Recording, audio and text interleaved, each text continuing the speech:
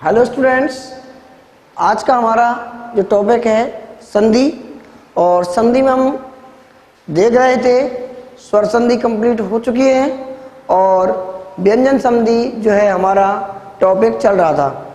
देखिए, व्यंजन संधि में भी हम कुछ भेद पढ़ चुके हैं, जैसे अनुस्वार, अनुनासिक, परसवर्ण, स्टोत, स्चोत और जसव संधि, इनके विषय में हम पढ़ चुके हैं। और अब जो नेक्स्ट भेद है इसका वह है चर्त संधि। देखिए, चर्त संधि में क्या है कि जो किसी भी वर्ग का पहला, दूसरा या तीसरा वर्ण है, किसी वर्ग का पहला, दूसरा या तीसरे, किसी वर्ग का पहला, दूसरा, तीसरा या चौथा वर्ण होने के बाद में किसी वर्ग का पहला या दूसरा वर्ण हो, किसी भी वर्ग का पहला या दूसरा वर्ण हो, अथवा से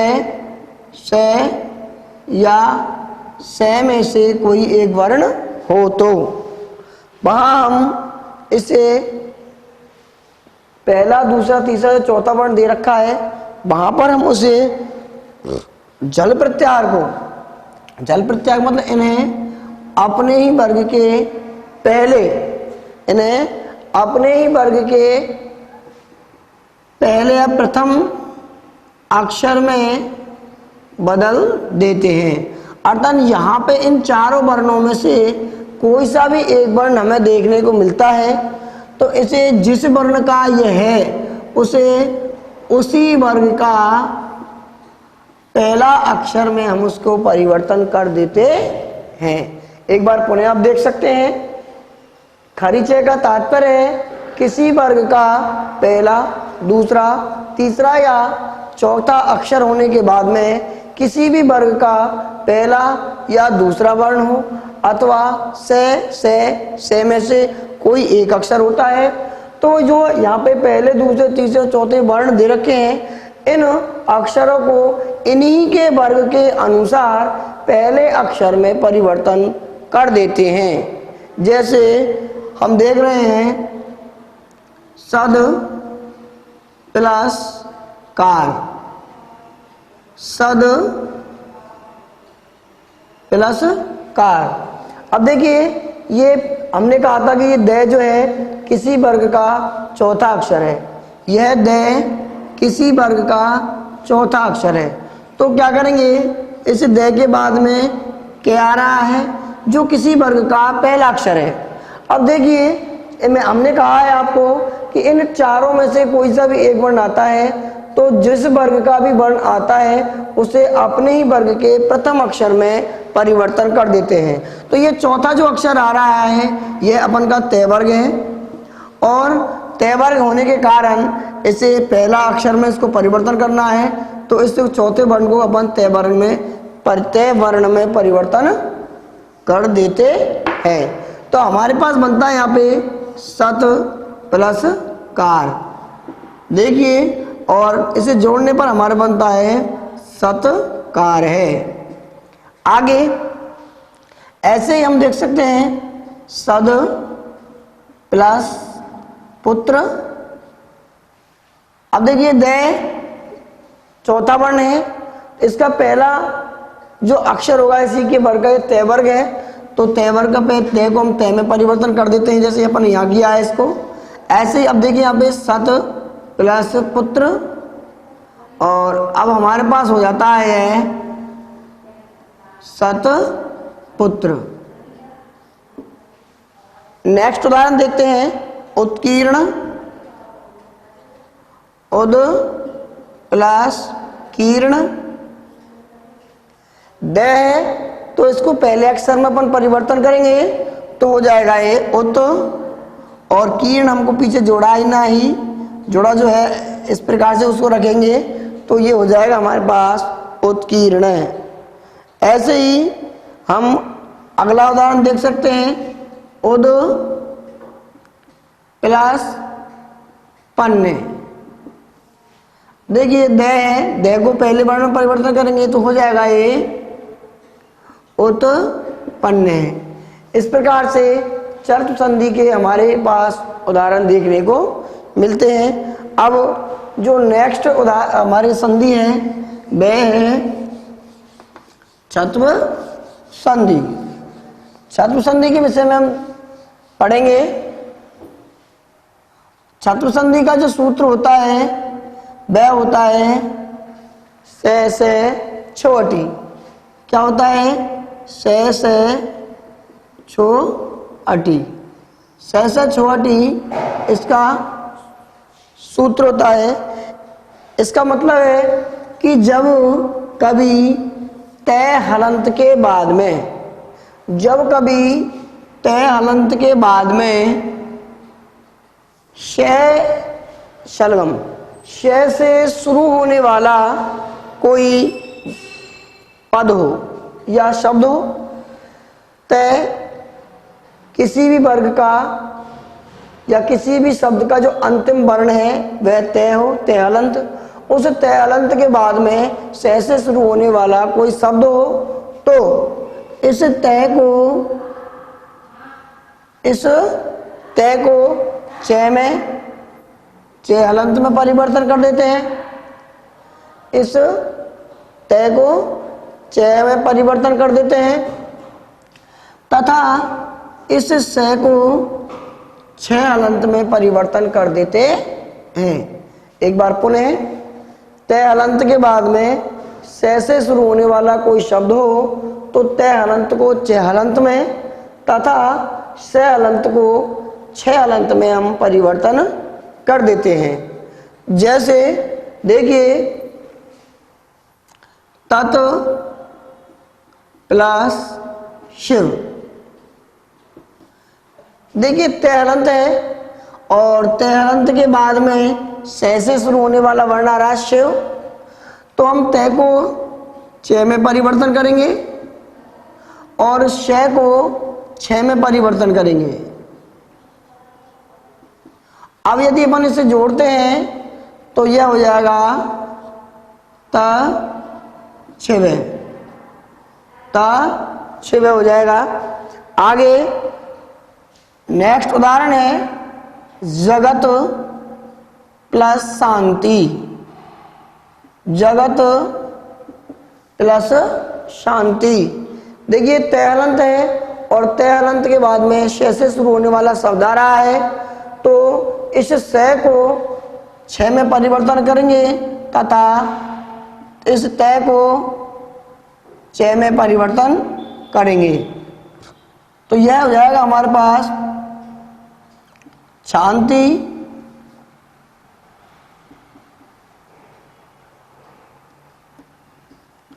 और इधर जगत के स्थान पर जाएगा जग च। अब इसे अपन जोड़ते हैं तो हमारे पास बनता है जगत शांति।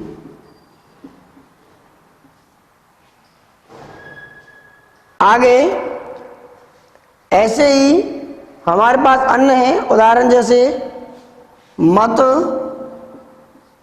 प्लस सर, मत प्लस सर बराबर तय हलंत है। तय हलंत के बाद शय से शुरू होने वाला वर्ण आ रहा है तो तय को चय में और शय को छह में परिवर्तन करेंगे तो हमारे पास प्राप्त होगा मच्छर है। ऐसे ही हमारे पास जगत शत्रु,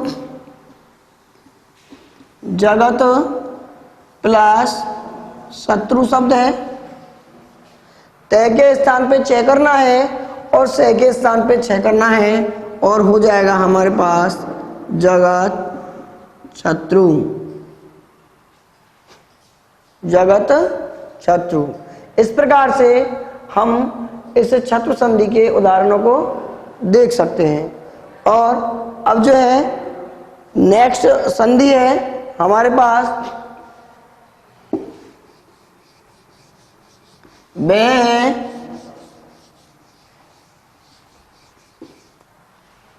लत्व संधि। लत्व संधि का लस्त में जो संधि है इसका जो सूत्र है वह तोरली।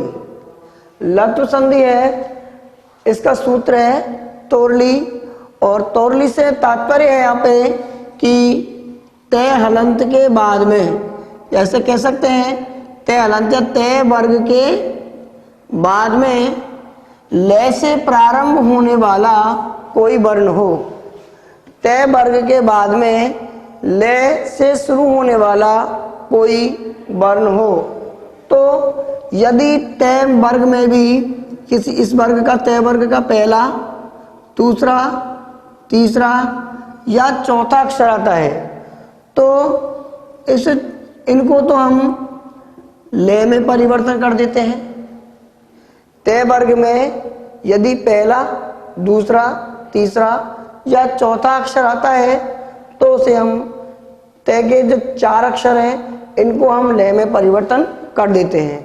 यदि इस तय वर्ग का 5वां अक्षर न आ जाए, यदि तय वर्ग का 5वां अक्षर न आ जाता है तो इस न को तो लय में तब्दील अर्थात परिवर्तन करते ही हैं, लेकिन इससे पूर्व में हम यहाँ पे चंद्र बिंदु का भी प्रयोग करते हैं, अर्थात न को चंद्र बिंदु में परिवर्तन और कर देते हैं। देखिए एक बार पुनः कि तय को हम क्या करेंगे, लय में परिवर्तन कर देते हैं, या इसके जो पहले 4 अक्षर हैं उनको लय में परिवर्तन करेंगे, और 5वां अक्षर जो न है उस न को लय में तो परिवर्तन करते ही हैं, साथ में अंतिम जो शब्द है उसमें चंद्र बिंदु को जोड़ देते हैं। जैसे हम देख सकते हैं तत् प्लस लीन है बराबर तल्लीन है। देखिए तय और तय के बाद में लय आ रहा है तो इस तय को लय में परिवर्तन कर दिया जाता है और हो जाता है हमारे पास तल्लीन। आगे उत प्लस लेख, उत के स्थान पर अपन उसे उद भी लिख सकते हैं, उद प्लस लेख बराबर दे तय वर्ग है, तो तय वर्ग के अपन के पहले जो 4 अक्षर है उनको लय में परिवर्तन करना है, तो हो जाएगा यहाँ पे लय और यह हो जाएगा उल्लेख है। अब देखिए अन्य उदाहरण, जैसे उद प्लस लास, उद प्लस लास बराबर दे तय वर्ग है, तय वर्ग को लय में परिवर्तन करेंगे और हो जाएगा हमारे पास उल्लास है। नेक्स्ट ऐसे ही उद प्लस लंघनम, उद प्लस लंघनम और हो जाएगा ये उल्लंघनम।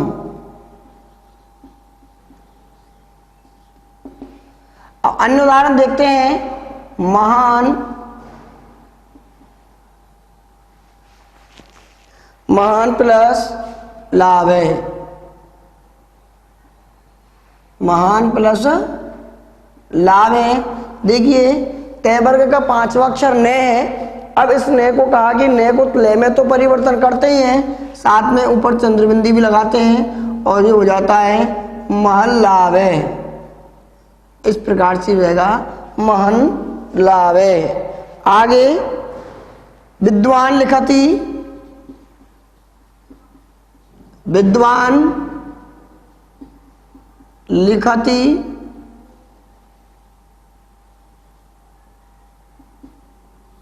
देखिए विद्वान लय में तो परिवर्तन होगा ही, साथ में चंद्र बिंदु भी इसमें जोड़नी है, विद्वान लिखती।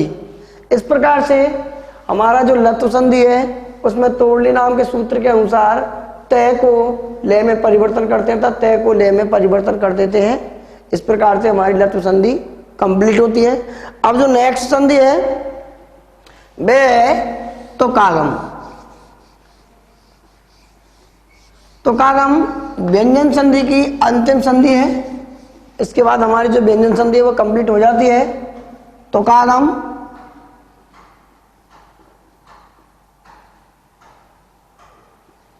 और इसका जो सूत्र होता है छेच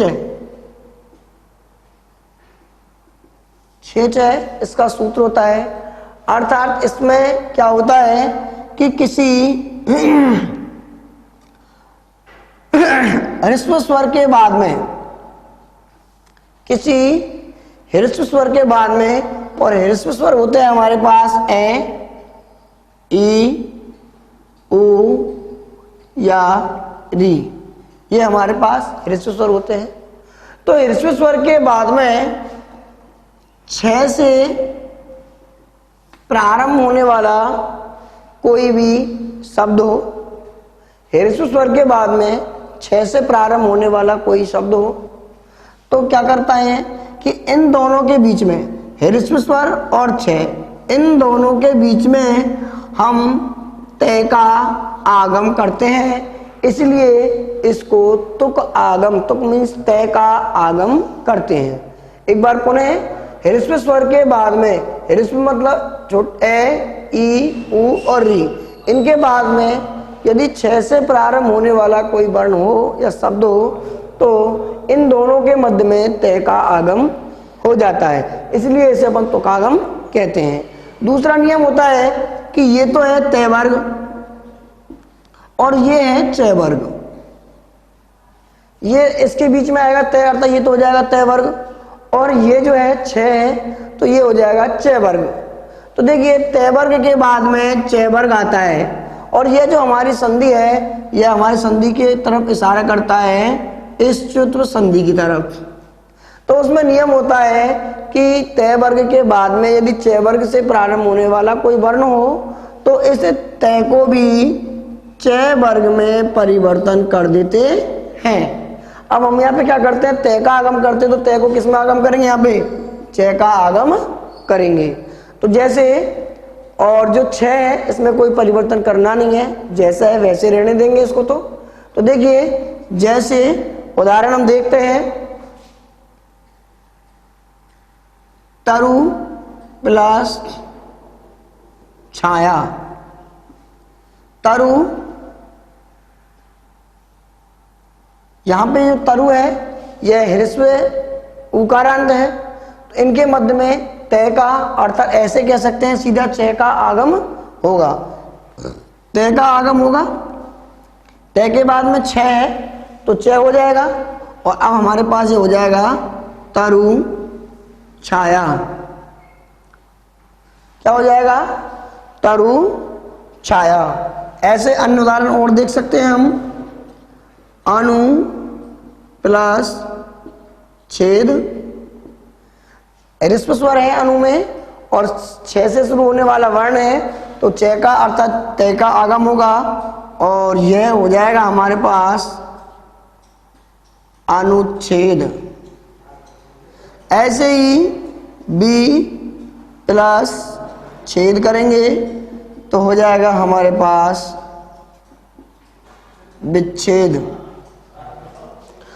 अन्य और उदाहरण हम देख सकते हैं, स्व प्लस 6, एकारांत है और पीछे 6 से शुरू होने वाला वर्ण है, तो हो जाएगा हमारे पास स्वक्षय। ऐसे ही अन्य उदाहरण और हैं, परिच्छेद, परि प्लस छेद, छोटा ई है अर्थात ह्रस्व स्वर है, उसके बाद में 6 से प्रारंभ होने वाला वर्ण है, तो देखिए इनके बीच में तय का आगम होगा और वह हो जाएगा हमारे पास परिच्छेद। इस प्रकार से हमारी जो व्यंजन संधि है वो व्यंजन संधि कंप्लीट हो जाती है।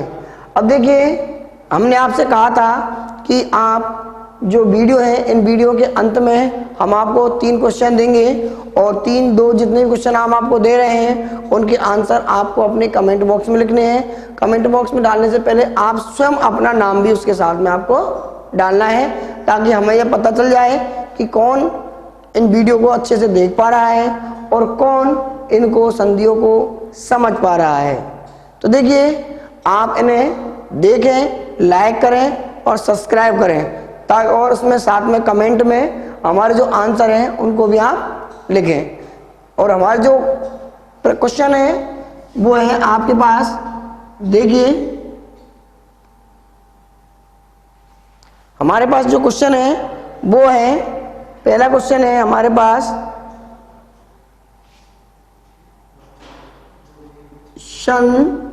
षण्णवति।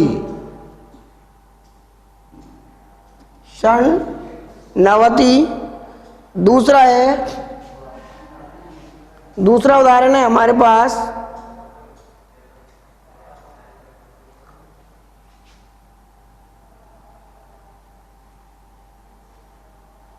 जगदीश। तीसरा जो उदाहरण है हमारे पास वह है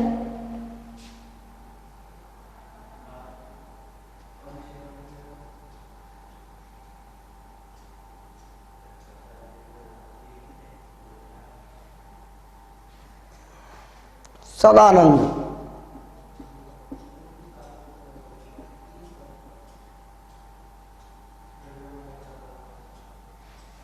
इस प्रकार से आपको इन क्वेश्चनों के आंसर लिखने हैं और हमारी जो व्यंजन संधि है कंप्लीट है। धन्यवाद।